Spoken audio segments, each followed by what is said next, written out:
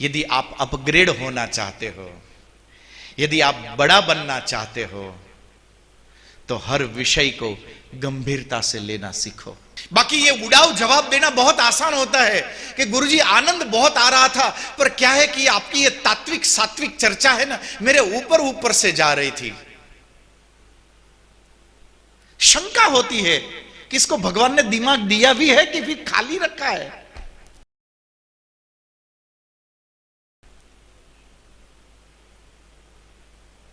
बाकी तो सारी बातें आती है,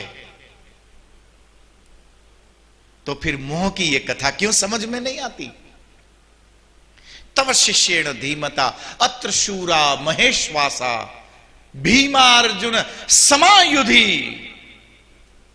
मेरे समान पराक्रमी वो भीम को देखो, देखो उद्दंड कैसा उछल रहा है, देखो उसकी भुजाएं फड़फड़ा रही है। एक मजेदार बात बताऊं आपको, ये महाभारत जब शुरू हुआ ना, पहले दिन की कथा है, अभी शुरू भी नहीं हुआ है। पूरे महाभारत में अर्जुन का कहीं नाम नहीं था। अर्जुन बहुत साइलेंट खिलाड़ी रहा, अर्जुन को किसी ने कोई महत्व नहीं दिया था।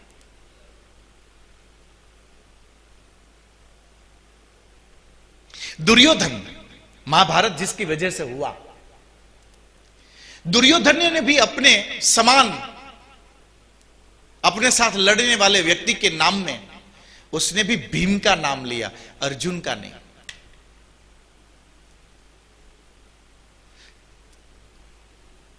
अत्र शूरा महेशवासा भीमा अर्जुन समायुधि।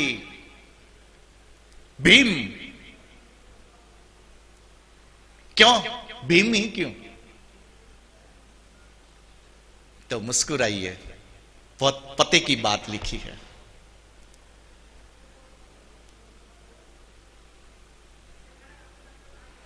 पूज्यपाद अखंडानंद जी ने महाभारत के विश्लेषण करते हुए एक आमुख में, एक प्रसंग में एक बहुत ही अच्छा चितार इस विषय पर दिया है, पढ़ने जैसा। पूज्यपाद अखंडानंद जी बताते हैं कि चित्त की, ध्यान से समझिए, चित्त की 3 प्रकार की अवस्था होती है।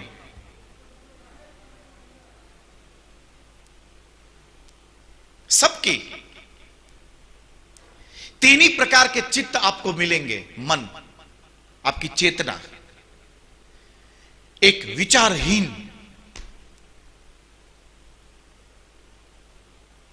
जो कुछ भी नहीं सोचते हैं,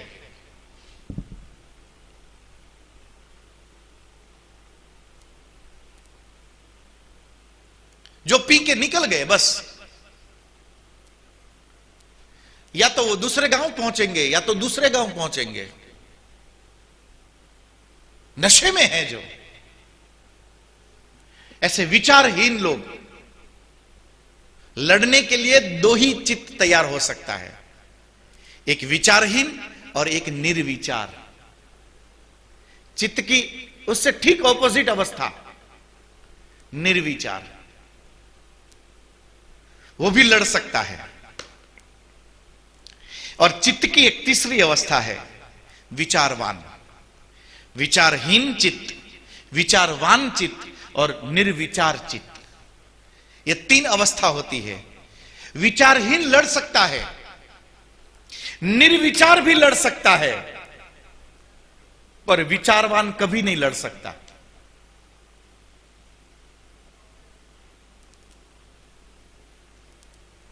यहां पर दुर्योधन ने अपने सामने बलशाली के रूप में अर्जुन को नहीं लिया, क्योंकि अर्जुन विचारवान है, और विचारवान आदमी सोच के कदम उठाता है कि आ मारे थी कराई के न कराई, सोचेगा वो। इसलिए तो अभी थोड़ी देर में अर्जुन कहेगा भगवान द्वारिका नाथ को कि द्वारिका नाथ, मेरे रथ को बीच में लेके जाओ, मैं देखना चाहता हूं कि मुझे किससे लड़ना है। वो सोचेगा कि मैं किससे लड़ूं, किससे न लड़ूं। जो सोच सकता है वो लगभग लगभग लड़ेगा नहीं। इसलिए तो अर्जुन कहता है कि गांडीवम स्रंसते हस्तात् त्वक्चैव परिदह्यते। मैं जंगल जाना चाहता हूं, मैं वैराग्य में जाना चाहता हूं। क्षमा करना, अर्जुन कभी वैरागी नहीं हो सकता है। भले ही वो बोल रहा था, पर वो वैरागी कभी नहीं हो सकता है, क्योंकि उसके विचारों में क्षत्रियता दौड़ रही थी। उसके भी टाइप होते हैं। ये जंगल में जाने वाले जो लोग होते हैं ना, उनका टाइप अलग होता है। ऐसे लोगों के हाथ से यदि मक्खी भी मर जाए ना, तो ये 3 दिन रोते हैं। ये जोर से चिल्ला नहीं सकते,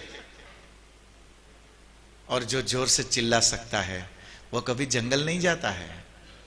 और यदि चला भी जाए ना, तो वहां भी वही काम करेगा जो यहां कर रहा है।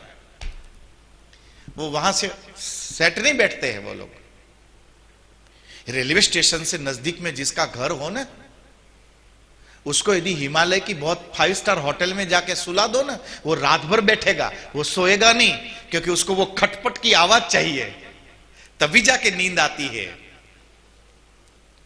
ये जरूरी है, आदत, टाइप। तो भीम ने वो चीज थी निर्विचार। भीम ने कभी कुछ नहीं सोचा, परिस्थितियों के मुताबिक उसने अपने निर्णयों को बनाया। जब अश्वत्थामा द्रौपदी के 5 पुत्रों की हत्या करके भागा, उसी समय अर्जुन वहीं खड़ा था। द्रौपदी रो रही है, कृष्ण अर्जुन के पीछे खड़े हैं, धर्मराज युधिष्ठिर खड़े थे। ये दोनों सोच रहे हैं कि द्रौपदी को कैसे समझाए। देवी कोई बात नहीं, देखते हैं, इसका कुछ करेंगे, आप चिंता मत करो, बदला लेके रहेंगे। पर क्या लेंगे, किसी ने कुछ नहीं बोला। क्या लेंगे, बात नहीं। उतने में भीम आया। द्रौपदी, शोक मत करो, मैं भीम प्रतिज्ञा करता हूं कि जब तक उसके खून से आपके केश को मैं धोऊं नहीं, तब तक शोक निवृत्ति का स्नान तुम्हारा माना नहीं जाएगा। मतलब उस आदमी को मैं मार के रहूंगा। निर्विचार, सोचेगा नहीं कि परिणाम क्या निकलेगा। जरूरी था। और महाभारत को आप ठीक से पढ़िए।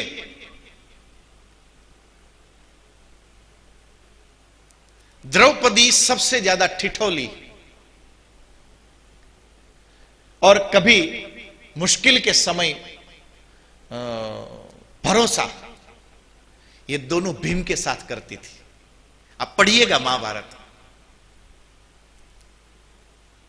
कोई भी व्यक्ति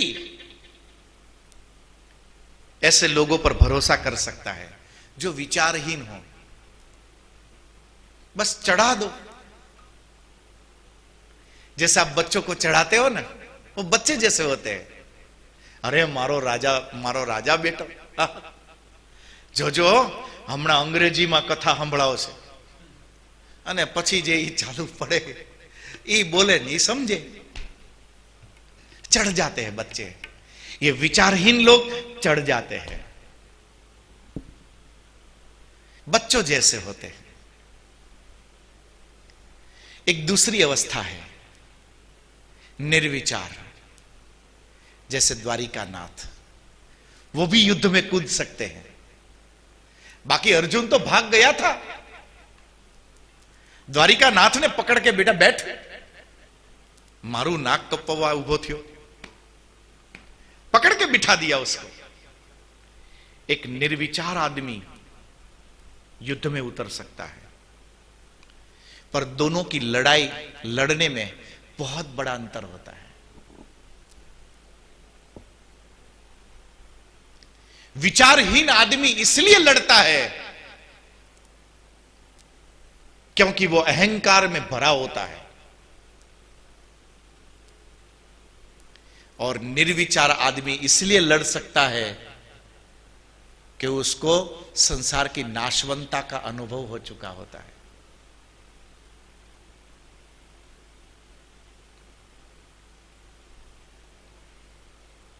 थोड़ा और गहराई से समझिए। आप किसी बच्चे की आंख को देखिए, कोई भी, पूरी दुनिया में कहीं पर भी चले जाइए, किसी भी प्राणी के बच्चे को देखिए, उसकी आंखें देखिए आप। बच्चों की आंखें बड़े निर्मल होती है, बहुत निर्मल होती है। बच्चों की आंखों में आपको कभी कोई वासना नजर नहीं आएगी, बड़ी निर्मल आंखें होती है। फिर वो बच्चा शेर का भी क्यों ना हो, जब तक वो बच्चा है उसकी आंखें निर्मल होगी।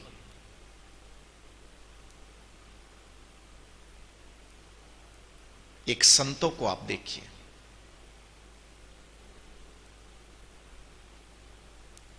उनकी भी आंखें निर्मल होगी, उसमें आपको कोई वासना नजर नहीं आएगी, एकदम निर्मल। आप साधु की आंखों को देखो ना, आपको समाधि लगेगी। मैं असली वालों की बात करता हूं।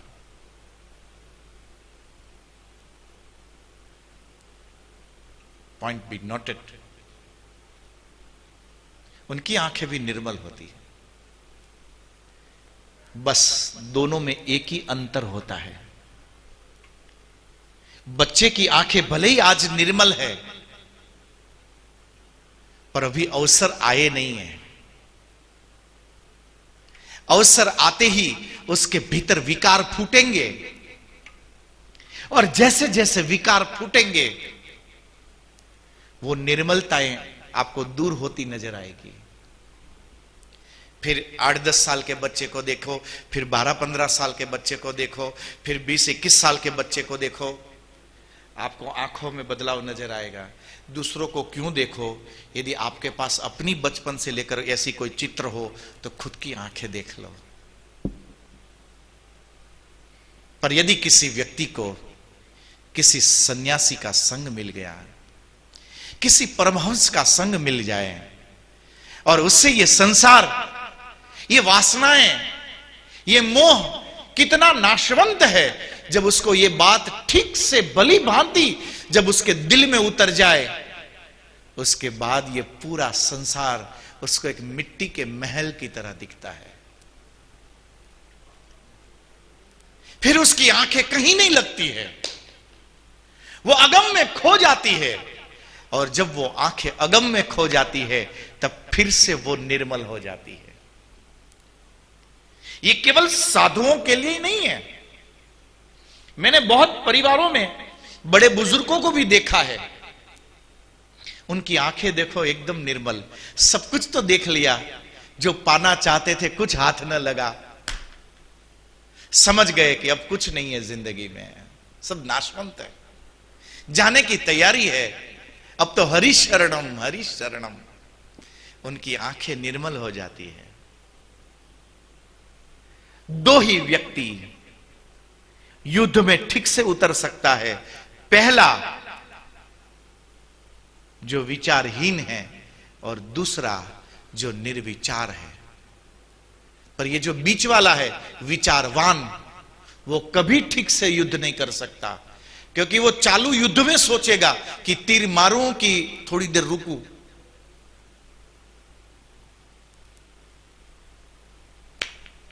बाजी पलट जाती है। दुर्योधन समझता है कि अर्जुन नहीं लड़ेगा, अर्जुन पे किसी का ध्यान नहीं था। पर महाभारत का हीरो आज हम अर्जुन को इसलिए जानते हैं क्योंकि हमें महाभारत का परिणाम पता है। ये जो गीता गाई जा रही थी, तब दुर्योधन को महाभारत का परिणाम पता नहीं था। दुर्योधन तो आश्वस्त था। मायने रखती है ना संख्या, कहां 11 अक्षौहिणी, कहां 7, 19-20 का फर्क होता तो फिर भी चिंता होती कि शायद मैं जीतूं हारूं। यहां तो बहुत बड़ा अंतर था। दूसरा, अर्जुन का दुर्योधन का सेनापति पितामह भीष्म, यह वो व्यक्ति है जिसको कोई सेना की जरूरत नहीं है। उसके 2 कारण, ये खुद इतने अच्छे धनुर्धर, बहुत अच्छे योद्धा, और दूसरा उनको इच्छा मृत्यु का वरदान। कोई सोच ही नहीं सकता है कि जिसको इच्छा मृत्यु का वरदान है वो 10वें दिन गिर जाएगा। कोई नहीं सोच सकता है।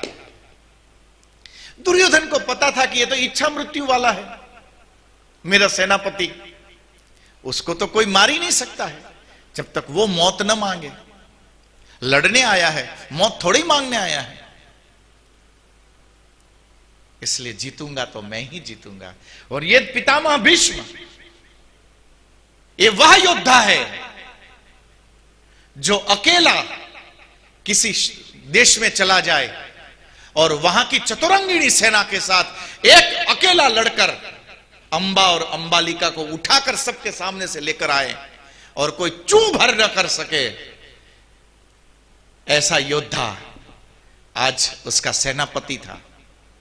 गुरु द्रोणाचार्य, ये अर्जुन, ये युधिष्ठिर, सहदेव, नकुल, भीम, ये सब उन्हीं के तो चेले।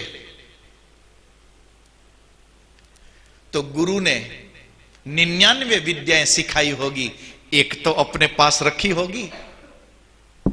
दुर्योधन आश्वस्त था जीतने में, फिर भी लड़ना तो है ही। तो उसने सोचा कि ये मूर्ख भीम, यही मेरे बल वाला है, इसको मैं पहले मारूंगा। एक और बात, क्यों भीम का नाम पहले लिया? बहुत समझने जैसी बात है। मेरे और आपके जीवन में भी ऐसी घटनाएं होती है, आपके परिवार में बच्चों के साथ ऐसी घटनाएं हो रही होगी। ध्यान से समझना। जब मां बाप को मोह का बुखार लग जाए तब वो बच्चों के साथ कैसे अत्याचार करते हैं। वो मां बाप अपने बच्चों को हर जगह जीतता हुआ देखना चाहते हैं, हर जगह। और उस युद्ध में जाने अनजाने में अपने बच्चों को झोंक देते हैं। दिन भर खेलता रहता है। देखो तेरे पड़ोसी, स्कूल में वो 73 लेकर आया। मैं तो सोचता था कि तू 75 तो लाएगा ही लाएगा। अब बच्चे को साइंस पसंद नहीं है, उसको ड्राइंग पसंद है, और आप दिन भर उसके पीछे खड़े रहते हो तीर कमान लेकर कि साइंस में 75 क्यों नहीं लाया।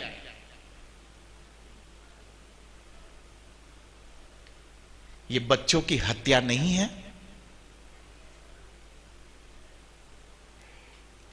क्या भगवान ने इसलिए आपकी गोद में बच्चे दिए ताकि कभी आप इसी को अपना तीर बनाकर अपने मोह के धनुष पर चढ़ाओगे? वो एक ऐसा फूल है जो आपकी बगीचे में खिला है। आप वो माली थे जिसकी जिम्मेवारी थी कि उस फूल को अपने अस्तित्व के साथ खिलने दिया जाए,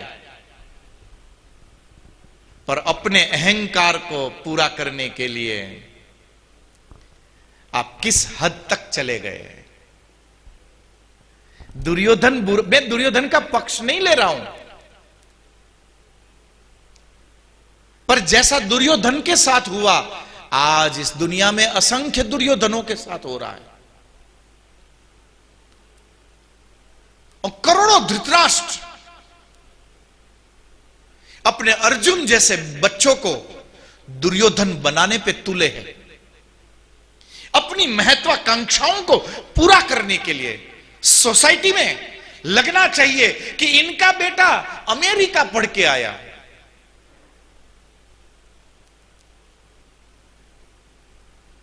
वहां कौन से बड़े आर्यभट्ट और बड़े बड़े विद्वान हो गए, तो यहां से वहां जाना पड़ रहा है तुम्हें। अब अगले को ठीक से गुजराती आती नहीं है और वहां जाके अंग्रेजी में लेक्चर रट रहा है। वो परेशानी, हवाરના ચાન ભાખરી ખાવાની આદત, ત્યાં જઈને દીકરો પછી પિઝા ઓર્ડર કરે અને પછી જે ફોક એન્ડ નાઇફ લઈને જે એના ઉપર ભીડે,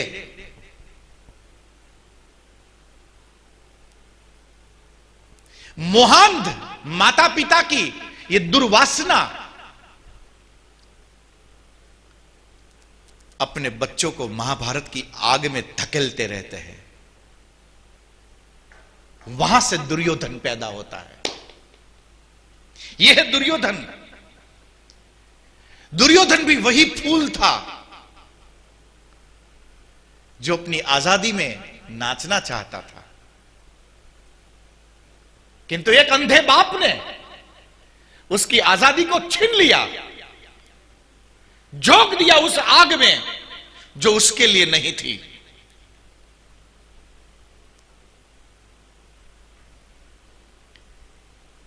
दुनिया में असंख्य विषय है। मेरे पास बहुत सारे ऐसे ब्राह्मण माता पिता आते हैं कि आप इतनी संस्कृत अच्छी पढ़े, मेरा मन है कि मैं भी मेरे बच्चे को संस्कृत पढ़ाऊं। जब मैं जवाब देता हूं तो बहुत लोगों को बुरा भी लगता है, पर मैं अपनी चेतना से बात करता हूं। तब मैं उनसे पूछता हूं कि क्या काम करते हो? बोले फला ऑफिस में नौकरी करता हूं।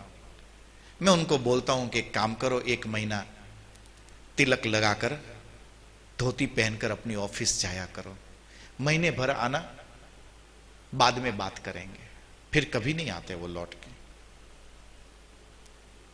संस्कृत तो बाद में सीखोगे। जब ये दुनिया आपकी धोती खींचे, तब जो बचपना समत्व के साथ खड़ा हो सके ना, उनके मुंह से निकले हुए संस्कृत के ये मंत्र मीठे लगते हैं। बाकी तो सब पेट भरने की बातें हैं। चूंकि मैं संस्कृत से आया हूं, इसलिए मैं मेरी बात करता हूं। आप जिस विषय से आते हैं, आप अपनी बात करिए। मैं कल भी बता रहा था, मैं आज फिर से बताऊं कि इसी कोरोना में सब बच्चे यदि डॉक्टर ही बन गए होते तो ये जो घर घर सैंपल लेने के लिए जा रहे थे, उनको कहां पाकिस्तान से बुलाते? उनकी भी उतनी जरूरत है। सिंगल टाइप लाइफ और समाज कभी हो ही नहीं सकता, वो तो बोझ बन जाएगा। सोचो कि अपोलो सक्सेस होने के बाद यदि अमेरिका के सारे बच्चे एस्ट्रोनॉट बन गए होते तो आज अमेरिका खाली हो गया होता, सारे के सारे चंद्र पर रहने चले गए होते।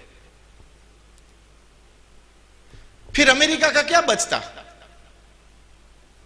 सिंगल टाइप बोझ बन जाता है। पर मोहांध पिता अपनी वासना को पूरा करने के लिए अपने बच्चों को सिंगल टाइप बनाना चाहते हैं। वो सक्सेस नहीं हो पाता है। सबकी अपनी अपनी अभिरुचि होती है, योग्यता होती है। मेंटल टाइप होती है, वो नहीं हो पाया। तो कहते हैं कि अर्जुन जब धनुष उठाए और तीर लगाए तब उसके 10 तीर एक साथ निशाने पर सर सर सर करके लगते थे।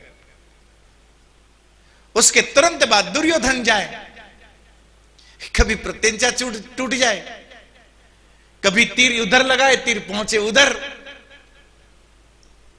तो सब बच्चे दुर्योधन की मजाक करते थे। और ये मजाक में सबसे ज्यादा अग्रसर यदि कोई आदमी था तो उसका नाम है भीम। भीम की और दुर्योधन की कभी न बनी। और भीम ने बचपने से लेकर आज तक कभी भी दुर्योधन को चिढ़ाने का एक मौका न छोड़ा। बहुत चिढ़ाता था। बच्चे थे, जैसे अपने बच्चे करते हैं, ऐसा ही बच्चों को आनंद आता है दूसरों को चिढ़ाने में। चिढ़ाते थे। तो दुर्योधन के मन में वैर बंध गया। आपके बच्चों को भी उनकी पसंद से अपनी वासनाओं को पूरा करने के लिए, अपनी महत्वाकांक्षाओं को पूरा करने के लिए यदि आप उसको दूसरे विषय में डालोगे तो आपके बच्चे की भी ऐसी ही मजाक होगी जैसी दुर्योधन की हुई। ये मजाक मजाक तक रुक जाए ना तो अच्छी बात है, चलता है। उससे यदि उसकी जिंदगी बनती हो, आप समझदार हो। किस काम की वो समझदारी किसी को स्वतंत्रता पूर्वक जीने भी न दे। ऐसी समझदारी किस काम की? किसी काम की नहीं। ऐसे बड़े मिले उससे तो न मिले वही अच्छा। ऐसे समाज के बीच में रहना उससे तो अनाथ रहना ज्यादा भाग्य की बात है कि कम से कम वो आदमी अपना निर्णय तो ले पाता है। उसकी बहुत मजाक होती थी। इसलिए कथा आप जानते हैं, एक दिन दुर्योधन ने एक षड्यंत्र रचा गुरुकुल में। सब बच्चे छुट्टी के दिन, प्रतिपदा और अष्टमी के दिन यमुना में स्नान करने के लिए जाते थे, खेलते थे, छुट्टी मनाते थे। ये हर बार होता था।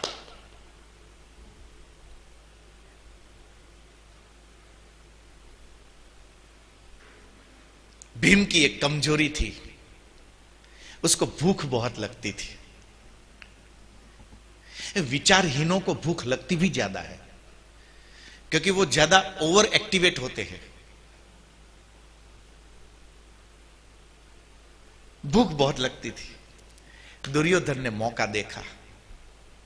एक दिन छुट्टी के दिन सब यमुना जी में खेलने गए थे तो दुर्योधन विष वाले उसके लिए अलग से लड्डू बना के लेके गया और भीम को आग्रह कर करके खिलाया। विष उसकी असर होने लगी, चढ़ा। जैसे ही भीम को विष चढ़ा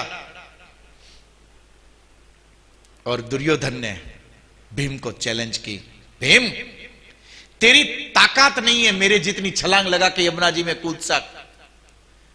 बच्चों की एक दूसरी कमजोरी, यदि कोई चैलेंज दे और बच्चा कभी बैठ न सके, ऐसी बात है। उसको चक्कर आ रहे थे पर भीम आश्वस्त था, इसकी क्या हिम्मत मेरे सामने छलांग लगा के दिखाए। दोनों दौड़े और दौड़ के दोनों ने छलांग लगाई और छलांग लगाते ही विष ने अपना काम कर दिया। भीम को आंखों पे अंधारा छा गया। छलांग लगाते ही सीधा नीचे गया, तले पर यह दौड़ने उठने के बीच में एक छोटी सी घटना हो गई थी और वो घटना ये कि भीम उठकर चक्कर खा रहा था। उसके पैर डिगमिगा रहे थे। उसको पता नहीं चल रहा था कि उसके पैर कहां पड़ रहे। अनजाने में उसका पैर एक विषैले सर्प के ऊपर जा गिरा अनजाने में। सांप का स्वभाव, यदि उसकी पूंछ पर किसी भी चीज का रखो वो उसको डसने दौड़ेगा। उसने डसा और सांप के दंश देते ही जो विष उसको चढ़ा था वो भी सांप में चला गया। जो चढ़ा था वो उतर गया। जैसे तैसे संभल कर भीम दौड़ा और अंदर कूद गया। पानी में कूदते ही पानी की ठंडक ने उसकी चेतना को फिर से संजोया और भीम वापस आया। दूसरे कुछ लोग इसी कथा को ऐसे बताते हैं। मुझे व्यक्तिगत रूप से दुर्योधन की यह बात बहुत अच्छी लगी कि दुर्योधन चाहे कैसा भी क्यों ना हो, बाकी दुर्योधन आत्ममुग्ध नहीं है। आत्ममुग्ध व्यक्ति, उसकी हर बात की शुरुआत मैं से शुरू होती है, मेरे से होती है।